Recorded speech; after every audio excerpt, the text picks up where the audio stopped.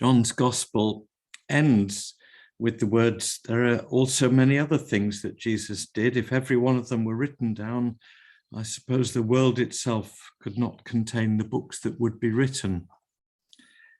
Well, the same almost applies to books written about John's Gospel.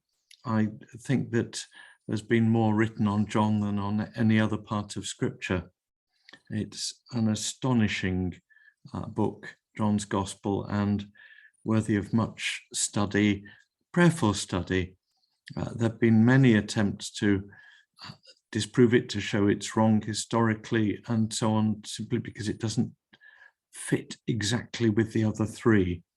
There's something much deeper going on here, and I think attempts to show John historically incorrect and so on or written very, very late, even a century later, I think they're miles off target, and I've got lots of good reason for saying that. It was probably Augustine, 1600 years ago, who first said that John's Gospel was shallow enough for a child not to drown, but deep enough for an elephant to swim. He may have pinched that from St. Jerome, but they were both about the same time. It's been quoted numerous times. Modern versions tend to say shallow enough for a child to paddle, but deep enough for an elephant to swim. But you get the gist. Since very early days of the Christian Church, John's Gospel has been thought of as special. Martin Luther, who said a lot of wise things, but some very rash things, said that if you had John and Romans, you had all you needed to lead the Christian life. Again, an exaggeration, but I get where he's coming from. John tells the story of Jesus differently from the other three Gospels. The other three are put together sometimes by scholars, lumped together with the title, the Synoptic Gospels. John is left on his own, and sometimes that doesn't help as we read John's Gospel. Even the way that our lectionary, our organization of Bible readings in church on Sundays and weekdays treats John differently. We have a year when the gospel readings are mainly Matthew, a year when they're mainly Mark, a year when they're mainly Luke, and it's a 3-year cycle. And John's Gospel, bits from John's Gospel come in at special occasions and other times, but we don't read John's Gospel through consecutively in the Sunday lectionary in the way that we do Matthew, Mark, and Luke, and I think that's a pity. It may be because we want a 3-year cycle. It may be because there's still some of the 19th century thinking that John's Gospel just wasn't historical. It does approach things differently. I think there's very strong chronology. There are all sorts of bits of history that John tells us clearly in the way the others don't. Jesus settling in Capernaum, for example. And some of the other things he gets up to and does, and conversations he has. There's a huge amount in John's Gospel, not in the others, a huge amount in the others, not in John. Got some of the remarkable things in John, the woman at the well, the organization in sevens. John is being very clear with his symbolic numerology, as it is called. We have 7 signs. He doesn't call them miracles. The water into wine is the first, and so on. 7 of those in the first part of John's Gospel. We've got the 7 great I am sayings. I am the bread of life. I'm the good shepherd. I'm the true vine. I'm the resurrection and the life. We've got the healing of the man born blind. We've got the raising of Lazarus. We've got the long talk that Jesus gives after the Last Supper. There isn't an emphasis on the institution of the Last Supper. We don't get that as clearly as in the other Gospels, but we do get the foot washing, and then the long discourse, Jesus teaching in the upper room, and then his long high priestly prayer in chapter 17, praying for those who follow him. We've got, of course, the prologue and the epilogue, where John, the author, is reflecting, a deep theological reflection. And in quite a lot of places, it's a little difficult to tell where Jesus' talking ends and John's reflection on it begins. They didn't have inverted commas or quote marks or anything in the ancient Greek in which this was written. And sometimes you just have to guess where the quote ends. And one of the very famous bits, God so loved the world, in John 3, chapter 16, that's clearly on Jesus' lips. But as that passage continues, scholars argue about whether some of what follows is from Jesus or from John. And perhaps we'll never know. And different Bibles will translate, putting the quote marks in different places because they're guessing, they're trying to work it out. If we take John at face value, and I'm certainly going to in this talk, little mention of other things about historicity and authenticity in our final talk. But if we take John at face value, he is the disciple who is described sometimes as the beloved disciple, the one who leant on Jesus' chest and breast while he was talking, the one who perhaps understood, who thought a little bit more, who had little private chats with Jesus sometimes, the one who is able to give us a very, very personal and reflective perspective on Jesus. He's one of the 4 fishermen called very early on in the gospel story, but he doesn't tell the story in the same way as others. If Mark, as has been believed since the very early church, contains very largely memoirs of Peter, and it is organized in a way Peter would have put the story, one of the other 4 fishermen, John tells his story quite differently. The key to the difference is partly his reflections, his lengthy reflections on what Jesus is saying and doing, but also he concentrates more on Jesus' Judean ministry and less on the Galilean ministry. Galilee is what we would call northern Israel. Obviously, it's the region around the Sea of Galilee. To the north and to the east of the Sea of Galilee, you're going into other territories, but Galilee itself is the lake, the sea, and the area in the hills to the west of it, which includes Nazareth and Cana and lots of other places, and the villages on the shore of Galilee, Capernaum, Magdala, and others. That's the region of Galilee. The first 3 Gospels spend a lot of time of Jesus' Galilee ministry, and not so much Jerusalem until it comes to the last week of Jesus' life. John tells us much more of Jesus' journeys to Jerusalem, the south of the country, the area called Judea. And if rough geography, the south is Judea. In the middle, you've got an area called Samaria, which isn't really Jewish, and that's interesting history, and it continues today with a lot of West Bank territory in what was Samaria, and that includes where the woman at the well was. And then in the north, you've got Galilee. So if you want to split Israel geographically, we loosely call Israel the Holy Land, that's a helpful way of doing it. It gets different at the coast, and it's different at the River Jordan, which goes north to south, really separating Israel from what we call Jordan. But Galilee in the north, Samaria in the middle, Judea, which includes Jerusalem, in the south. And Jesus is pottering around all those regions during his 3 years of ministry. Matthew, Mark, and Luke, until Jesus gets to Jerusalem for the last week of his life, Matthew, Mark, and Luke major on the Galilean ministry. John gives us much more of the Judean ministry.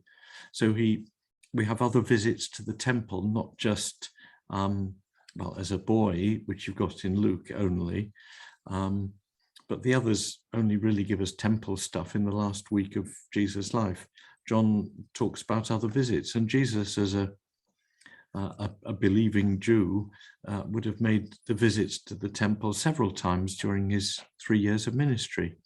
And there were 3 great feasts each year when Jews would traditionally go to the temple in Jerusalem. And John tells us about some of those occasions and Jesus' preaching and encounters.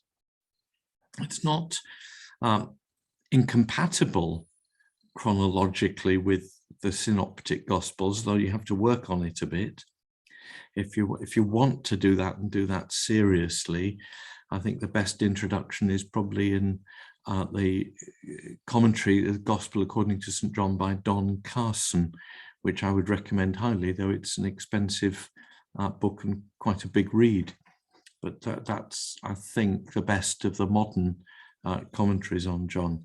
If you want the old devotional ones, there are lots of them, but they don't tend to tackle the historicity and the geography as much as modern ones do.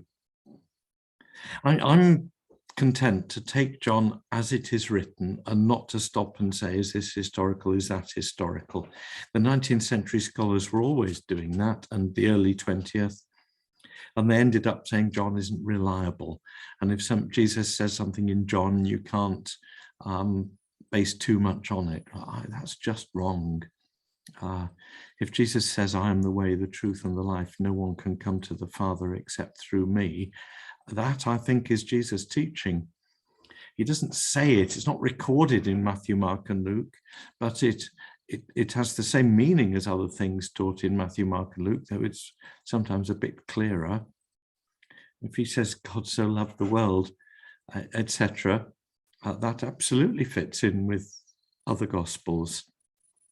And just because it isn't recorded in the other Gospels doesn't mean we can't take it as true. Each of the 4 has parts in that aren't in the others. Luke has quite a few. John has rather more because he's doing reflective stuff. He's doing Judean ministry. He's meeting the woman at the well in Samaria on the way to or from Judea, and so on. Read John at face value as it stands, and again, as with the others, read John right through. Don't just do little snippets. The little snippets are brilliant. There are so many quotable quotes, so many wonderful stories, but read it right through as a narrative. It's not that long. None of the Gospels is. They're readable in an evening perfectly well, but get the whole picture of John rather than just little bits. And you'll see a different picture of Jesus, a different perspective. John is more interested in Jesus in Jerusalem, Jesus in Judea, Jesus at the heart of the country, where there is much more opposition, less teaching, just fresh teaching to people who aren't at the center of religious life and thought, whereas John goes right to the center of things. So you've got serious arguments with the Pharisees and the Jewish religious leaders, even quite early on in John, and their theological arguments and theological discussions. And you've got the cleansing of the temple portrayed in chapter 2. In the other Gospels, you'll get it much later on at the during his final week of life. Are these 2 separate stories? He does it more than once. Is John putting it in a different place for theological reasons? I don't know. But it's clearly at the time of the Passover. John doesn't mess about with history. He dates things. So in John chapter 2, verse 13, the Passover of the Jews was near and Jesus went up to Jerusalem. it was at the Passover time, obviously near the Passover, when he was in Jerusalem for the final week of his life. And that's what's recorded elsewhere. Was this an earlier Passover visit? It's worded a bit differently from the ones described elsewhere. I don't know. I don't need to know. John is telling us his story, not incompatible, some things in different order from the others. But as I've said before in these talks, preachers use the same illustrations. They say the same things from time to time. Repetition is part of good teaching. And Jesus' actions as well as his words are part of his teaching. So I wouldn't be surprised if he did some things and said some things more than once. I'd be very surprised if he didn't do some things and say some things more than once. And John wants to portray Jesus as being in Jerusalem a fair bit. And the end of this section in chapter 2, when he was in Jerusalem during the Passover festival, many believed in his name because they saw the signs that he was doing. John doesn't list those signs particularly. But Jesus, on his part, would not entrust himself to them because he knew all people and needed no one to testify about anyone, for he himself knew what was in everyone. And it's reflective stuff about Jesus, but it's talking there about him having a fairly regular ministry in Jerusalem, teaching, preaching, working miracles, leading people to faith, rather than the ministry that we have at the very end of the Gospels in Jerusalem, which is basically about his death and him telling what will happen later. So I think John is portraying a different cleansing of the temple.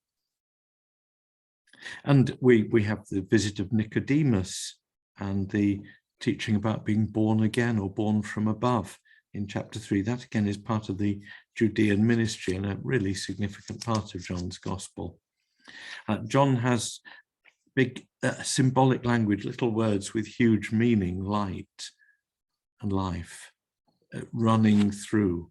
And the idea of new birth or new life is really important, and the Nicodemus passage matters hugely. But it's Judean, it's Jerusalem based. Nicodemus is one of the leaders of the Jews. It's not up in the north country of Galilee, where of course there are Pharisees and religious teachers hanging around, but you're separated by 3 days' journey from Jerusalem and the formality of the religious life and the theologians of religion who are Jerusalem-based. Got Jesus and the woman of Samaria in chapter 4. Wonderful, powerful story, but again, big themes. God is spirit, and those who worship him must worship in spirit and in truth. You've got to read it in the context of the whole book, but it's saying deep things to us, and I think that ministry to that woman is really important. You've got much that is the same in the other Gospels. I don't want to exaggerate the differences. Jesus healing on the Sabbath and Jesus feeding the 5,000. But again, the feeding of the 5,000 is turned into a big theme about the bread from heaven and the bread of life in chapter 6. And the bread of life John isn't majoring on this as a section about the Eucharist or communion. He doesn't have the institution of the Lord's Supper in his gospel, but he does have this big section in chapter 6 on the bread of life. And most theologians will agree that this is a meditation on communion as well, though it doesn't specifically say so. But it's not just communion, because the bread of life is also his words, which feed and nourish and challenge, and will ultimately turn some away from following him and lead others to follow him more deeply. Chapter 6 is very powerful stuff, as are the other chapters. We've got interesting things. They're trying to arrest Jesus in in chapter 7, verse 32 onwards, long before the final arrest, Jesus teaching about the unbelief of people, the religious leaders, again, chapter 7. The woman caught in adultery, that's one of those passages that may or may not be original, may have been added in a bit later. That's the key one in John's Gospel. It seems to me to be fairly authentic, but there's a lot to, don't base too much on it, but that is clearly Jesus' teaching in general terms anyway. But then the light of the world, again, this is Jesus insisting that he's the light of the world, is Jerusalem ministry. And he's foretelling his death much earlier in John's Gospel, in chapter 8, much earlier than in the others. He's talking to Jewish leaders about Jewish issues. Before Abraham was born, I am. They go on about being children of Abraham. We're children of Abraham. Abraham is our father. We're real Jews. You're distorting the Jewish faith. We're real Jews because we're descended from Abraham. And Jesus says, if you were real Jews, you'd do what God teaches. And God can make descendants of Abraham from anyone. And in fact, before Abraham was born, I am. He is very powerful in challenging the Jewish leaders. They're challenging him, but John gives you the theological challenges and theological depth. The man born blind who receives his sight in chapter 9 again leads into deep theological discussion about the relationship between sin and illness and God's power to heal. And it leads to Jesus telling the authorities that they're spiritually blind. Then he talks about the good shepherd, but it's about those who climb in the sheepfold the wrong way. I am the gate to the sheep. I am the good shepherd. Don't trust yourself to false shepherds. Don't trust yourself to usurpers. And again, it's challenging the Jewish leaders about their bad leadership spiritually of his people. And you've got the death of Lazarus and the raising of Lazarus, Jesus weeping at the tomb and so on. But the raising of Lazarus, Jesus' power over death, again becomes the focus of opposition. The raising of Lazarus is often read and told. What's not quite so often is what follows. In verse 45 of chapter 11, many of the Jews who'd come with Mary and had seen what Jesus did believed in him. But some of them went to the Pharisees and told them what he'd done. So the chief priests and the Pharisees called a meeting of the council, because again, you're in and near Jerusalem, and said, what are we to do? This man is performing many signs. If we go on, let him go on like this, everyone will believe in him. And then they talk about the need to put him to death. And the high priest says it's better for one man to die than for the people, the whole nation to be destroyed.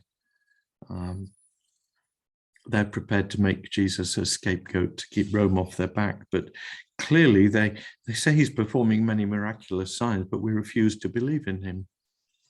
And that very much follows the raising of Lazarus. So even the raising of Lazarus, one of the most powerful stories in the Bible, in John's Gospel, is presented as causing division. Some believe in him, some turn on him as a result. Things are very crystal clear, and you have to choose sides with John's Gospel. And then later on, the Jewish leaders actually plot to kill Lazarus. That's in chapter 12, just to stop this witness to Jesus' power to raise the dead. We don't hear about that very much in our readings in church, I'm afraid. Then in chapter 13, you've got Jesus washing the disciples' feet, and then the long passage about the ministry of the Holy Spirit after he's gone, and persecution and opposition that will arise in chapters 14, 15, 16. And when I'm gone, you'll have sorrow, but your sorrow will be turned to joy. It's wonderful stuff, this upper room discourse, as it's sometimes called. And then 17, Jesus' prayer for his disciples, sometimes called the high priestly prayer. Utterly glorious, powerful, wonderful stuff that you don't find in the other Gospels.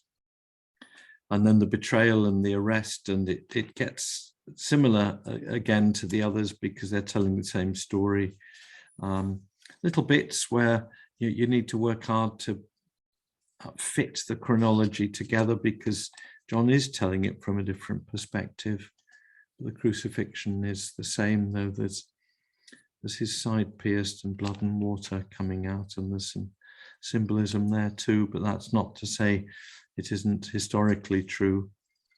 And then you've got the resurrection from Mary Magdalene's point of view, Jesus appearing to Mary, then to the disciples, and you've got Thomas not believing because he isn't there, and blessed are those who have not seen and yet come to believe. And that's where John wants to do a crunch point. These things are written that you may believe that Jesus is the Messiah. He writes his book for that reason, that you may believe that Jesus is the Messiah, the Son of God, and that through believing you have life in his name.